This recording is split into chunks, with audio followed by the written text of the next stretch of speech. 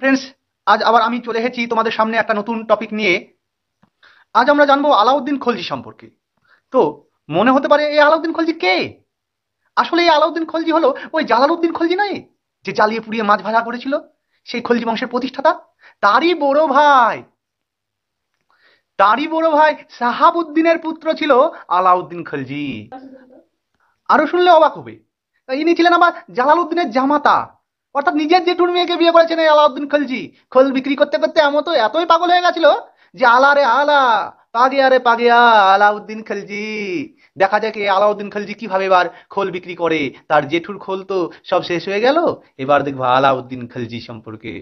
ইনি আবার নিজেকে বলতেন আলেকজান্ডার, আমি হলাম আলোর জান্ডার, আলোক জান্ডার। সিকান্দারের সানি, ওহ সিকান্দারের সানি। মানে সানি কাকে বলে? সানি দেওয়াল। আরে শক্তিও ছিল সেই সানি দেওয়ালের মতন। সেকান্দর আর সানিদল, সানিদলের মতোই তার শক্তি, তাই তো নিজেকে বলতো সেকান্দারের সানি। আর কি, আমির খসরু ছিল না? আলাউদ্দিন খলজি সম্পর্কে কি বলেছিল? আলাউদ্দিন ছিলেন পৃথিবীর প্রভু বা মালিক, তাই তো হবেই তো। সানিদল, এ 2.5 কিলো কা হাত নেই, এ হাতুড়ি হে। সেই রকমই তো আলাউদ্দিন খিলজি। তিনি মাঝে মাঝেই তো বলতেন কিংশিপ নোজ নো কিংশিপ। এই মতবাদে বিশ্বস্ত ছিলেন। রাজা কোনোদিন আত্মীয় বোঝে না, তাই তো আত্মীয় বোঝেনি সে। জালাউদ্দিন ওর জেঠু হয়, জেঠু সম্মানটুকুন কিসে রেখেছিল? জেঠুকে কতল করেছিল আর ওর মেয়েকে বিয়ে করেছিল। আরো একটা ইন্টারেস্টিং ফ্যাক্ট, ইনিই প্রথম দিল্লির সুলতান যিনি দক্ষিণ ভারত জয় করেছিলেন। কেউ পারেনি দক্ষিণ ভারত জয় করতে, কারণ পাওয়ারফুল তো সানি দেওয়ালের মতন শক্তি ছিল। আর আসল নাম কি জানো ওর? আলী ঘুরসাম। আলাউদ্দিন খেলজি বলছে আমি ঘুরে ঘুরে খোল বিক্রি করব, তারই জন্যই তো নাম দিয়েছিল আলী ঘুরসাম। ঘুরাই চড়ে ঘুরে ঘুরে আমি খোল বিক্রি করে আসি, তাই আমার নাম আলী ঘুরসাম। ফ্রান্সের রাজা চতুর্দশ লুইয়ের মতোই বলতো আই এম দা স্টেট, আমি রাষ্ট্র। এই তত্ত্বেই তিনিও বিশ্বস্ত ছিলেন। এই আলাউদ্দিন খলজি কি করেছিল? না তো, তার শস্যের 50 ভাগ, জমিতে যে শস্য উৎপন্ন করবে তার 50 ভাগ রাজস্ব নিত। খুবই চালাক ছিল। আমি সব রাজস্ব নিয়ে নেব, এইরকম। ঘড়ি বা গৃহকর, আর চড়াই বা পশুচারণ কর। মনে রাখা খুবই সহজ, ঘর থেকেই তো ঘড়ি, আর ঘড়ি মানেই তো গৃহকর, চড়াই মানে পশুচারণ কর, চড়াই চড়াতে যাবে পশুচারণ কর। আর করহি মানে আমদানি রপ্তানি কর, করহি ব্যবসা করহি, আমদানি রপ্তানি করহি। তার সেনাপতিরা হলো উলুম খা, নসরাত খা, নুসরাত জাহান বলতে যেন ভুল করে, জাফর খা, আলপ খা মানে কমই খা, আর মালিক কাফুর। ও কাফুর কাফন বাঁধে চলে আসে, তাই জন্য নাম দিয়েছে মালিক কাফুর। জানো এই মালিক কাফুর কে? একসময় গুজরাটের রানী কমলা দেবীকে বন্দি করেছিল এই আলাউদ্দিন খিলজি, পরে তাকে বিয়েও করেছিল। আর সেখানে যখন আক্রমণ করেছিল, মালিক কাফুরকে এই কাম্বে বন্দর থেকে কিনে নিয়েছিল এই আলাউদ্দিন খলজি। কাফুরের আসল নাম ছিল কিন্তু মানিক সিংহ কাফুর। কাফের ছিল, তাই তো কাফুর। আমরা কি বলি, কাফের রে, ধর্ম মানে না। সেই রকম মালিক কাফুর, মানিক সিং আসল নাম। গুজরাটে হিন্দু বংশে কিন্তু জন্ম ছিল এনি। এরপর তিনি চিতোর জয় করে তার নাবালক পুত্রকে বলল, যা তুই এই চিতাটাকে পোষ মানা ভালো করে। তাই তো চিতাকে পোষ মানাতে দিয়েছিল তার পুত্র খিজির খাকে। মাঝে মাঝে একটা দুটো খিজুর খেত, এই খেজুর খেতে খেতে চিতাবাঘকে পোষ মানিয়ে ফেলেছিল। তাই তো এই চিতাবাঘ বলে চিতার দাম নেই, এই চিতার আর শক্তি নেই, চিতার মতো আর দেখাচ্ছে না, একে নাম দিয়ে দিই খিজিরাবাদ। খিজিরের নামটা হয়েছে খিজিরাবাদ, শুধু খিজুর খেত, তাই নাম দিয়েছিল খিজিরাবাদ। আর এই মালিক কাফুর ছিল কিন্তু খুব বিশ্বস্ত আলাউদ্দিন সেনাপতি। ওকে কিনে নিয়েছিল মানিক সিংহ। ওকে বলে যা পাণ্ড্য রাজ্যটাকে আক্রমণ কর। আর পাণ্ড্য রাজ্য আক্রমণ করে সেখানকার রামেশ্বর মন্দির, যেটা দক্ষিণ ভারতে, ধ্বংস করেছিল এই মালিক কাফুর। তিনিই প্রথম জমি জরিপ রীতি চালু করেছিলেন, রেশনিক ব্যবস্থা তিনি চালু করেছিলেন। সাধারণ মানুষ রেশন দিতে হবে, আলাউদ্দিন খেলজি বলছে যে আমি আর খোল টোল দিতে পারবো না, মাঝে মাঝে রেশন টেশন দেবো, আর জমি টমি কিন্তু আমি মাফ করে নেবো। জমি কিন্তু দেবো না আমি কাউকে, জমি হবে রাষ্ট্রের। আর সৈন্যবাহিনীতে দাগ আর হুলিয়া, অশ্বদের গায়ে একটা দাগ দিয়ে দিত, যেটা এটা আলাউদ্দিন খেলজিরই অশ্ব, সেটা যেন বোঝা যায়। আর সৈন্যদের দৈহিক একটা বৈশিষ্ট্য লিপিবদ্ধ করে রাখতো, যেন এই সৈন্যটাকে দেখে চিনে নিতে পারে, এটা হুলিয়া। তেরা হুলিয়ার নাম বদল দিয়া রে, ইতনা মারা তুজকো বলি না আমরা, সেই রকম দাগ আর হুলিয়া রাখতো। আর কি করেছিল?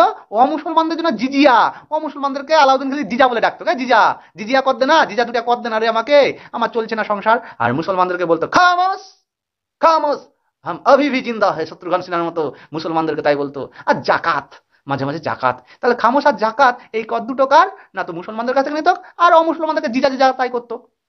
সর্বপ্রথম তিনি বললেন যে আমরা সেনাদেরকে নগদ বেতন দেব, আর জমি জমা দেব না। এই নীতি চালু করলেন, নগদ বেতন দেওয়ার কথা ঘোষণা করলেন। আর বললেন ইকতা, এই ব্যবস্থাটা তুলে দেবো, ইকতা প্রথা তুলে দেবো। এই ইকতাদারদেরকেই তো বেতনের পরিবর্তে জমি দেওয়া হতো, জমি দিতে দিতে রাষ্ট্রের জমি কমে যেতে দেখছে, তখন বলে এই ইকতা মিকতাও ভালো লাগছে না শুনতে, এদেরকে জমি টমি দিয়েই চালাবো। তাই খুব চালাক। কিন্তু প্রথম সেনাদের সুবিধার্থে বাজার দর নিয়ন্ত্রণ চালু করলো, বলে যে জিনিসপত্রের দাম যা ইচ্ছা তাই করতে পারে না, 5 টাকার আলু 100 টাকায় বিক্রি করতে পারবে না, আমি যা বলবো যে দামে বলবো সেই দামই কিনতে হবে সবাইকে, আর সেই দামই বিক্রি করতে হবে। আমি যদি পটলকে আলু বলি আলুই বলতে হবে সবাইকে। এইরকম ভাবে চালু করেছিল। আমি বলার জন্য বললাম, মনে রাখার জন্য। আর কি করেছিল, ব্যবসায়ীদের নাম নথিভুক্ত করার জন্য একটা পদ তৈরি করেছিল, নাম দেওয়ানি রিয়াসাত। আরে রিয়া, রিয়াকে বললো রিয়া তুই নিয়োগ হয়ে যা না, ব্যবসায়িকরা যারা আসবে নতুন নতুন নামগুলো লিখে নিস তো। আর বাজার দেখাশোনার জন্য সাহানাই মান্ডি, এই কিষান মান্ডি নয়, আসলে এই মান্ডিগুলা কার সময়কার, আলাউদ্দিন খালজি সময়কার সাহানাই মান্ডি। আর খবর আদান প্রদানের জন্য দাভা বা পাইকদেরকে বলতো, দাভা আর পাইক। আর আউলাক বা অশ্বরাহি ডাকের জন্য আউলাক, 1 লাখ টাকা দিব এই চিঠিটা দিয়ে আসিস তো, এরকম ভাবে খবর আদান প্রদান করতো। দাভা বা পাইকদেরকে দিত, আর আউলাকদেরকে দিত। আর সেরাই আদল ন্যায় ভবন ছিল, যেখানে বস্ত্র বলো, চিনি বলো, ঘি, মাখন, জ্বালানি তেল, এগুলো এখানে করা হতো। আর এই উজির, প্রধানমন্ত্রী যাকে বলে উজির, প্রধানমন্ত্রীকে ছিল খাজা খাতির, খুব খাতির করতো। তুই তো প্রধানমন্ত্রী রে, যা তোকে আমি খাজা খাওয়াবো, খাজা খাইয়ে তোকে বড় লোক করবো। তাই খাজা খাইয়ে তাকে প্রধানমন্ত্রী করেছিল। দক্ষিণ ভারতের রাজ্যগুলি দেখাশোনার জন্য শাহাদ আমির বলে একটা কর্মচারী, বলে শাহাদ আর আমির খান আর শাহিদ খান, তোরা দুজনে যা দক্ষিণ ভারতটা কি করে, আমি তো জয় করেছি প্রথম, কেউ তো পারেনি, যা তুই করিস। আর 1299 সালে মঙ্গল নেতা কুতুল খাজা, ও কুতু কুতু দিত আর খাজা খেত, আর মঙ্গল নেতা মালিক তর্ঘি, এই দুজন না ভারত আক্রমণ করেছিল। এটা অবশ্যই মনে রাখতে হবে, কুতু আর মালিক তর্ঘি ফেলে দিয়েছিল আলাউদ্দিন খলজির উপরে। আর একটা মজার ঘটনা হলো, রণথম্বর অভিযানকালে সুলতানের সঙ্গী হয়েছিলেন পারসিক কবি আমির খুসরু। ইনি ছিলেন তার সঙ্গী। তার সময় রাজপুতানা অঞ্চলে রাজপুতানারা যখন দখল করে নিয়েছিল, রাজপুতানাকে দখল করে নিয়েছিল, তখন সেখানকার মেয়েরা সব জোহর ব্রত পালন করেছিল। তাই তো আমির খুসরু বলেছিল, সম্রাটের রাজমুকুটের প্রতিটি মুক্ত দরিদ্র কৃষকের অশ্রুখরিত জমাট রক্তবিন্দু মাত্র। আলাউদ্দিন খলজি দক্ষিণ ভারতের বরঙ্গল বলো, তেলেঙ্গানা যেটা বর্তমানে নাম, সেই রাজ্য আক্রমণ করে এবং 1309 সালে বিখ্যাত কোহিনূর মণি লাভ করেছিল। কোহিনূর মণিটা সেই তেলেঙ্গানা থেকে পেয়েছিল প্রথম, সম্রাট আলাউদ্দিনের প্রেরণায়। আমির খুসরু কাওলাসি, আমির খুসরু বলল যে আমার নাম তো আমির খান, আমি তো সুন্দর গান করি, আমি একটা গান করছি, কাওয়ালি রিমিক কাওয়ালি গান করে শুরু করে দিল। ইমান বলো, এই গানটাও শুরু করে দিল। আর কি করলো, সাচাকারি জিলাফ, রাগের বাবারে সাচাকারি জিলপি, রাগ করে জিলপি খাবি না, এরকম রাগ, সুন্দর রাগ। এইসব রাগের জন্য কাকে বলা হয়, আলাউদ্দিন খিলজিকে। মনে রাখা খুবই সহজ। ডক্টর কে এস আয়েঙ্গার আলাউদ্দিনের দক্ষিণ ভারতের রাজ্যগুলিকে দুগ্ধবতী গাভী বলেছে, কারণ এখান থেকে সব পেত।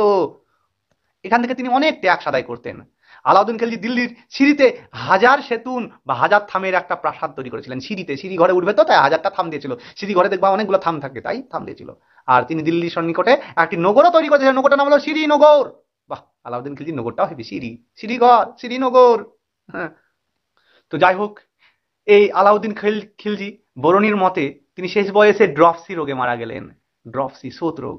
আবার অনেকে নাকি বলেন, যেমন আমির খুসরু আমির খান, ও বলেছেন যে তিনি নাকি যকৃতের রোগে মারা গেছিলেন মৃত্যুর পূর্বে। প্রিয় পুত্র শাহাবুদ্দিন ওমর ঝাটপল্লির কিন্তু গর্ভজাত সন্তান ছিল, তাকে বললেন যে উত্তরাধিকার করতে হবে, এই কথাটা বলেছিলেন তাকে। ঝাটপল্লির গর্ভজাত সন্তান শিহাবুদ্দিন ওমরকে তিনি খুব শ্রদ্ধা করতেন। নিজামুদ্দিন আউলিয়া তার সমসাময়িক ছিলেন। 1316 সালে সুলতান আলাউদ্দিন খলজি শেষ নিঃশ্বাস ত্যাগ করলেন। আলাউদ্দিনের মৃত্যুর পর মালিক কাফুর শিহাবুদ্দিনের মাতা, ওই বললাম না শিহাবুদ্দিনের মাতা ঝাটপল্লি, বিয়ে করে এলো। আলাউদ্দিনও খুব চালাক, হ্যাঁ, সুযোগ সন্ধানী লোক। শিহাবুদ্দিনের অভিভাবক হয়ে গেল, বাবা হারিয়ে বাবা পেয়ে গেল। হ্যাঁ, আলাউদ্দিনের তৃতীয় পুত্র কুতুবুদ্দিন মোবারক খলজিকে সেনাদল ও মোরাদের সাহায্যে মালিক কাফুরকে হত্যা করে ফেললো। তৃতীয় পুত্র আলাউদ্দিনের মালিক কাফুরকে হত্যা করেছিল। মালিক কাফুরের হত্যার পর আলাউদ্দিনের পুত্র কুতুবুদ্দিন মুবারক শাহ, যাকে বলা হয় খলজি বংশের শেষ রাজা, সেই সুলতান হলেন। শিহাবুদ্দিন ওমরের প্রতিনিধি রূপে শাসন পরিচালনা করলেও শেষ পর্যন্ত সুলতানের চোখের উপর নিয়ে তাকে হত্যা করে কুতুবুদ্দিন মুবারক শাহ উপাধি ধারণ করে মসনদে বসলেন। তিনি হলেন খলজি বংশের শেষ রাজা। তো আজকে এই পর্যন্তই পড়লাম। নেক্সট ডে আমরা নতুন একটা অধ্যায় আমি তোমাদের সামনে নিয়ে আসব। আর চ্যানেলটা অবশ্যই সাবস্ক্রাইব করে নেবে যদি ভালো লাগে।